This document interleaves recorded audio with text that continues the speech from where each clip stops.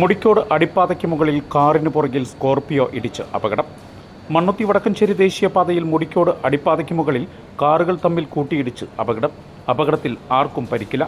പാലക്കാട് നിന്നും തൃശൂരിലേക്ക് പോകുന്ന പാതയിൽ ഇന്ന് ഉച്ചതിരിഞ്ഞ് 3:30 അപകടമുണ്ടായത്. മുന്നിൽ പോയിരുന്ന കിയ കാറിന്റെ പുറകിൽ സ്കോർപിയോ വന്ന് ഇടിക്കുകയായിരുന്നു. ഇടിയുടെ ആഘാതത്തിൽ കിയ കാറിന്റെ പുറകുവശം പൂർണ്ണമായും തകർന്നു. സ്കോർപിയോ കാറിന്റെ മുൻവശവും തകർന്നു. എടപ്പലം കുടുംബാരോഗ്യ കേന്ദ്രത്തിലെ വനിതാ ഡോക്ടറായിരുന്നു കിയ കാറിൽ ഉണ്ടായിരുന്നത്. അപകടത്തിൽ ആർക്കും പരിക്കില്ല. പീച്ചി പോലീസ് SI പ്രദീപ് സ്ഥലത്തെത്തി മേൽനടപടികൾ സ്വീകരിച്ചു.